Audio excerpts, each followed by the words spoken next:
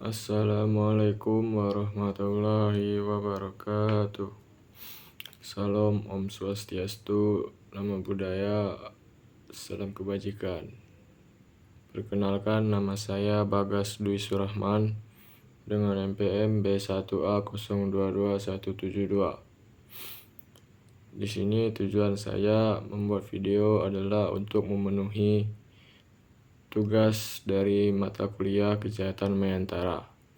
Di sini saya memilih buku Kejahatan Mayantara yang ditulis oleh Dr. S. Abdul Wahid SHMH dan Muhammad Labib SH. Ini bukunya. Ini bukti kalau ini buku saya. Oke. Baiklah, di sini saya akan menjelaskan bab 1 mengenai kejahatan mayantara atau cybercrime dalam perspektif hukum pidana. Kejahatan mayantara atau cybercrime dan hukum pidana positif.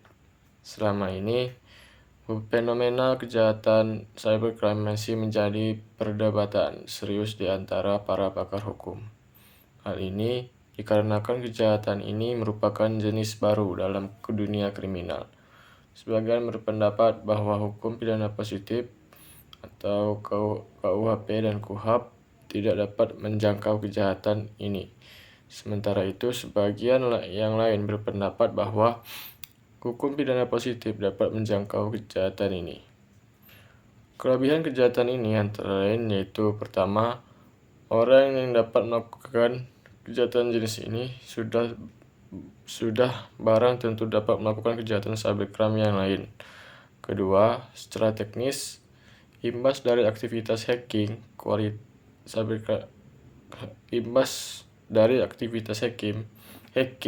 kualitas yang dihasilkannya lebih serius jika dibandingkan dengan bentuk cybercrime yang lain. Untuk menyebarkan gambar porno atau cyber pornografi, tidak perlu memiliki kemampuan hacking, cukup kemampuan minimal tentang internet. Di samping itu, dalam kejahatan hacking ini biasanya merupakan aktivitas awal atau perbuatan awal sebelum seseorang melakukan suatu tindak pidana tertentu. Semisal, mencari dan menyadap sistem komputer, menyadap paspor. Setelah diperoleh kunci masuk, maka pelaku dapat melakukan tindakan yang merupakan perwujudan dari niat. Yang dilakukan dapat berupa memasuki atau melewati sistem melalui pencurian atau mencuri isi website yang ada di internet, semisal dalam website BCA www.bca.com dengan mencuri nomor kredit, card, dan sebagainya. Pembocoran rahasia negara, pembocoran rahasia perusahaan, perusakan sistem atau cracking. Hacker secara umum adalah orang yang mengakses suatu sistem komputer dengan suatu cara yang tidak sah atau salah. Perbuatan ini biasanya dilakukan dengan diawali rasa keingintahuan, kekaguman, dan terakhir adalah adanya suatu tantangan yang ditujukan terhadap suatu sistem komputer. Pada prakteknya, hacker dapat dikategorikan ada yang baik dan buruk. Namun, terlepas dari hal itu, keduanya tetap melakukan akses secara ilegal, atau dengan kata lain, pelaku telah melakukan penyusupan terhadap sistem komputer. Hacker dalam melakukan aksinya ada beberapa tahapan yang dilalui, yaitu yang pertama, mencari sistem komputer yang hendak dimasuki. Yang kedua, menyusup dan menyadap paspor. Yang ketiga, menjelajahi sistem komputer. Yang keempat, membuat backdoor dan menghilangkan jejak. Dalam dunia nyata, kejahatan ini dapat dianalogikan dengan memasuki suatu wilayah tanpa izin. Dalam KUHP, hal ini diatur dalam pasal 167. Selanjutnya, apakah kejahatan ini bisa dimasukkan dalam ketentuan pasal tersebut? Pasal 167 KUHP menyatakan, barang siapa dengan melawan hak orang lain dengan memaksa ke dalam rumah atau ruangan yang tertutup atau perkarangan yang dipakai oleh orang lain atau sedang ada di situ dengan tidak ada haknya, tidak dengan segera pergi dari tempat itu atas permintaan orang yang berhak, dihukum penjara selama-lamanya 9 bulan atau denda sebanyak-banyaknya Rp4.500. Ayat 2. Barang siapa masuk dengan memecah atau memanjat, memakai kunci palsu, perintah palsu atau pakaian dinas palsu, atau barang siapa yang tidak setahu yang berhak dan lain daripada lantaran keliru masuk ke tempat yang tersebut tadi dan kedapatan di sana pada waktu malam, dianggap sebagai sudah masuk dengan memaksa. Untuk mengkategorikan hacking ke dalam delik yang diatur dalam pasal 167, maka akan diuraikan unsur-unsur sebagaimana disebut dalam ayat 1.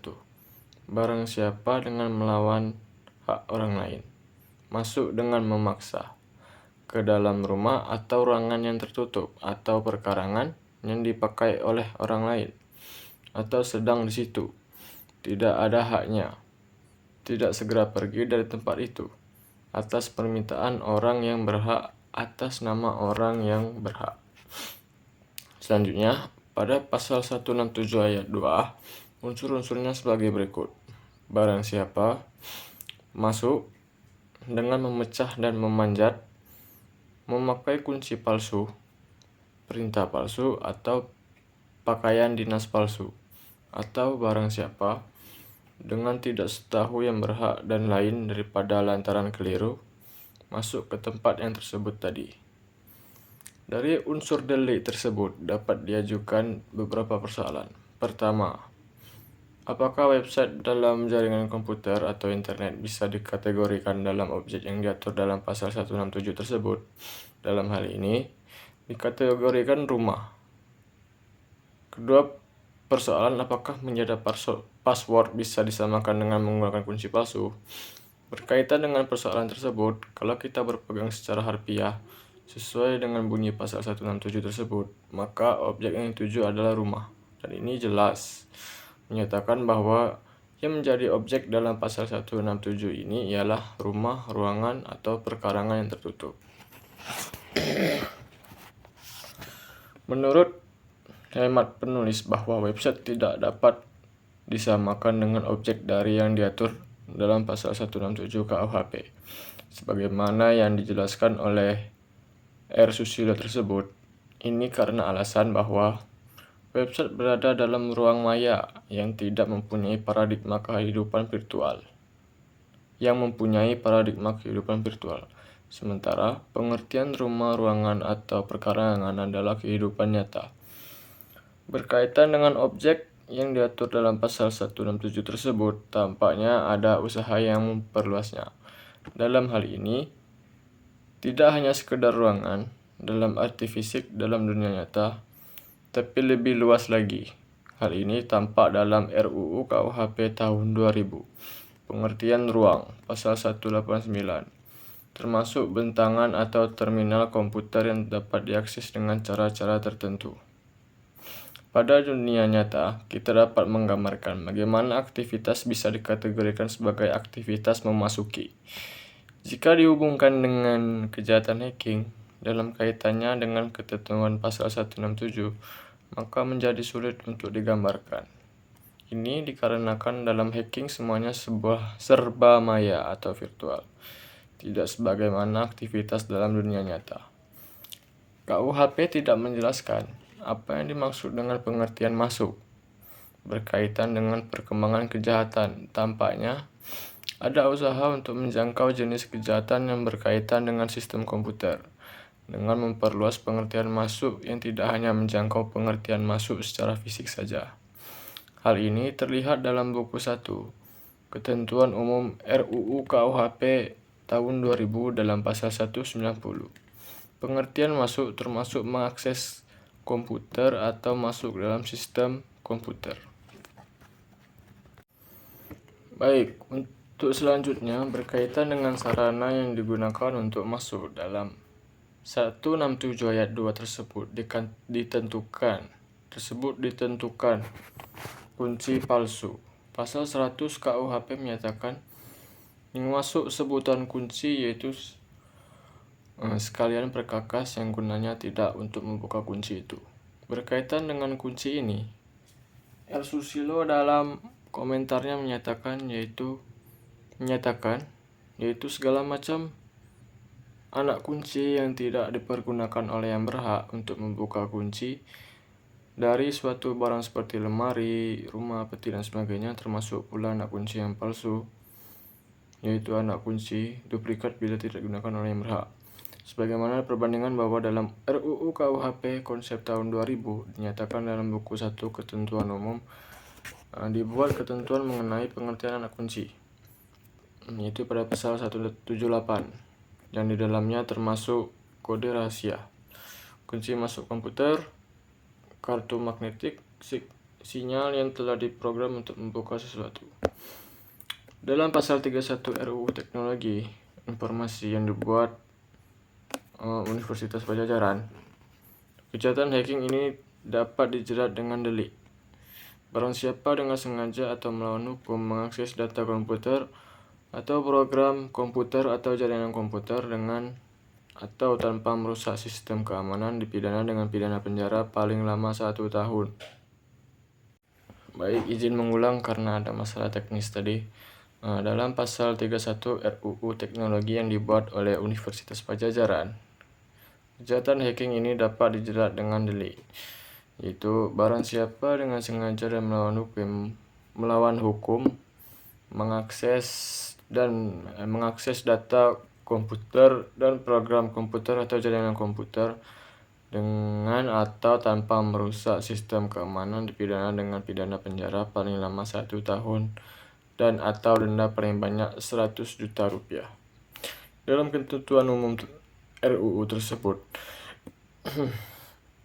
dijelaskan pengertian akses, yaitu akses adalah memasuki, menginstruksikan, atau berkomunikasi dengan fungsi logika, aritmatika, atau memori dari komputer, sistem komputer, atau jaringan.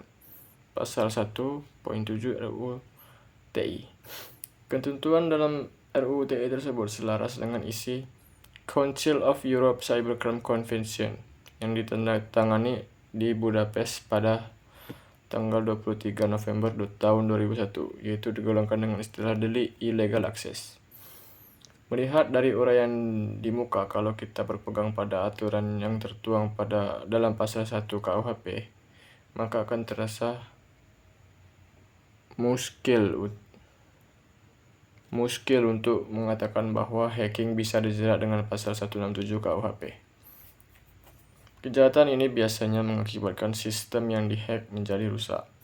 Hal ini pernah terjadi pada situs RUT-LIPI www.rutlipi.go.id yang rusak pada 25 Mei tahun 2001. Layanan situs tersebut macet total, data-data penting dalam situs tersebut dan aplikasinya terhapus.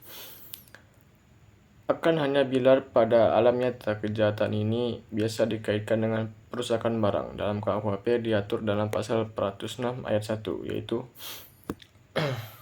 barang siapa dengan sengaja dan dengan melawan hukum menghancurkan, merusak, dan membikin tak dapat dipakai atau menghilangkan barang suatu yang seluruhnya atau sebagian adalah kepunyaan orang lain, diancam dengan pidana penjara paling lama 2 tahun 8 bulan atau denda paling banyak 300 rupiah. Dalam ketentuan pasal tersebut, yang menjadi catatan adalah pengertian barang. Dalam komentar R. Susilo, tersirat bahwa yang termasuk barang adalah pengertian barang secara fisik. Ini pengertian dalam dunia nyata. Akan tetapi ketika website rusak seperti milik LIPI, apabila berpegang pada komentar tersebut, maka pasal ini tidak dapat diterapkan. Dalam aturan umum KUHP bab dalam KUHP tidak ada penjelasan mengenai pengertian barang. Pada pasal 362 tentang delik pencurian tidak menjelaskan dimaksud dengan barang. Akan tetapi R. Susilo pada komentarnya menyatakan bahwa pengertian barang tersebut mengacu pada barang secara fisik seperti uang, baju, daya listrik, gas, Dari komentarnya, R. Susilo dapat disimpulkan bahwa komentar tersebut mengindikasi pengertian barang dalam pasal 362 dan pasal 401 tidak sama. Lebih luas pada pasal 362 dari uraian tersebut. Dengan demikian, tidak ada ketegasan tentang istilah barang dalam KUHP. Berkaitan dengan hacking ini, Edmond Makarim dan Rapin Mudiarjo menyatakan bahwa terhadap kejahatan ini dapat diterapkan pada pasal 22 dan 40 Undang-Undang Nomor 36 Tahun 1999 tentang telekomunikasi. Baik, kita lanjut ke bab yang kedua, yaitu mengenai aspek-aspek kriminologi kejahatan mayantara atau cybercrime. Pengertian kriminologi. Pembicaraan tentang kejahatan sesungguhnya merupakan sesuatu hal yang tak lepas dari pembicaraan sejarah panjang umat manusia di muka bumi ini. Dari kisah klasik tentang Bapak Manusia yang di dalamnya mengisahkan tentang kejahatan pembunuhan pertama di bumi, seakan memberitahukan kepada kita bahwa kejahatan umurnya sudah tua. Setua keberadaan manusia di muka bumi ini. Kejahatan terus berkembang seiring dengan perkembangan peradaban manusia, dan kualitas dan kuantitasnya kompleks dengan variasi modus operasinya. J.E. Sahetapi telah menyatakan dalam tulisannya, kejahatan erat kaitannya dan bahkan menjadi bagian dari hasil budaya itu sendiri. Ini berarti semakin tinggi tingkat budaya dan semakin modern suatu bangsa, maka semakin modern pula kejahatan itu dalam bentuk, sifat, dan cara pelaksanaannya. Telah lama para pakar atau ilmuwan bergulat dengan berbagai kajian atau studi yang berkaitan dengan pengetahuan tentang kejahatan, sehingga dari pergulatan ini muncul mazhab-mazhab atau teori-teori tentang kejahatan yang berbeda satu sama lain. Perbedaan mazhab-mazhab yang muncul tentu dapat dipahami karena di samping berangkat dari perspektif yang berbeda, juga setiap mazhab tentu tidak lepas dari faktor kesejarahan yang melingkupinya.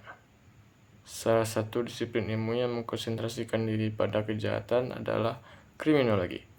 Sebagai suatu ilmu tentang kriminologi mempunyai nilai guna bagi umat manusia.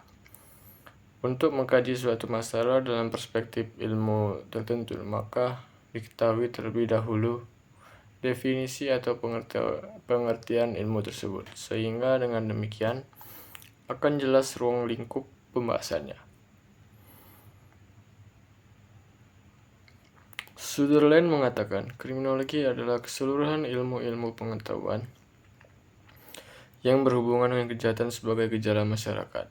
Selanjutnya, pakar bernama Michael dan Adler memberikan definisi atau pengertian tentang kriminologi sebagai keseluruhan keterangan tentang perbuatan dan sifat lingkungan penjahat dan pejabat, memperlakukan penjahat, serta reaksi masyarakat terhadap penjahat. Pongar memberikan definisi kriminologi sebagai ilmu pengetahuan yang mempelajari, menyelidiki sebab-sebab kejahatan dan gejala kejahatan dalam arti yang seluas-luasnya. Yang dimaksud mempelajari gejala kejahatan seluas-luasnya termasuk mempelajari penyakit sosial, pelacur, kemiskinan, gelandangan, dan alkoholisme. Menurut Paul Moedigdo, kriminologi adalah ilmu pengetahuan dari berbagai ilmu yang membahas kejahatan sebagai masalah manusia. Dari definisi ini tampak bahwa kriminologi bukan ilmu yang berdiri sendiri. Kriminologi merupakan ilmu interdisipliner, merupakan ilmu yang berkaitan dengan berbagai disiplin ilmu lain. Dari berbagai definisi tentang kriminologi, dapat disimpulkan bahwa kriminologi adalah suatu ilmu pengetahuan yang berkaitan dengan masalah kejahatan, termasuk keseluruhan fenomena atau gejala-gejala sosial yang berhubungan dengan kejahatan. Keseluruhan fenomena sosial memang dapat dijadikan sebagai bahan dari kajian kriminologi, karena ada sisi relasional dengan masalah perilaku menyimpang. Kita lanjutkan ke jenis dan anatomi kejahatan mayantara atau cybercrime. Sejalan dengan kemajuan teknologi informasi, telah muncul beberapa kejahatan yang mempunyai karakteristik yang sama sekali baru. Kejahatan tersebut adalah kejahatan yang timbul sebagai akibat penyalahgunaan jaringan internet yang membentuk cyberspace atau ruang cyber. Kejahatan ini sering dipersepsikan sebagai kejahatan yang dilakukan dalam ruang atau wilayah cyber. Rusbagio Ishak, Kadit Serse Polta Jateng mengatakan, cybercrime ini potensial menimbulkan kerugian pada beberapa bidang, politik, ekonomi, sosial, budaya yang signifikan dan lebih memprihatinkan dibandingkan dengan kejahatan yang berintensitas tinggi lainnya. Bahkan di masa mendatang dapat mengganggu perekonomian nasional melalui jaringan infrastruktur yang berbasis teknologi elektronik seperti perbankan, telekomunikasi satelit, jaringan listrik, dan jaringan lalu lintas penerbangan. Tentang kejahatan ini, Muladi mengatakan, sampai saat ini belum ada definisi yang seragam tentang cybercrime, baik nasional maupun global. Kebanyakan masih menggunakan soft law berbentuk kode of conduct seperti di Jepang dan Singapura. Ungkapan senada juga dinyatakan oleh Agus Raharjo bahwa istilah cybercrime sampai saat ini belum ada kesatuan pendapat, bahkan tidak ada pengakuan internasional mengenai istilah baku, tetapi ada menyamakan istilah cybercrime dengan computer crime.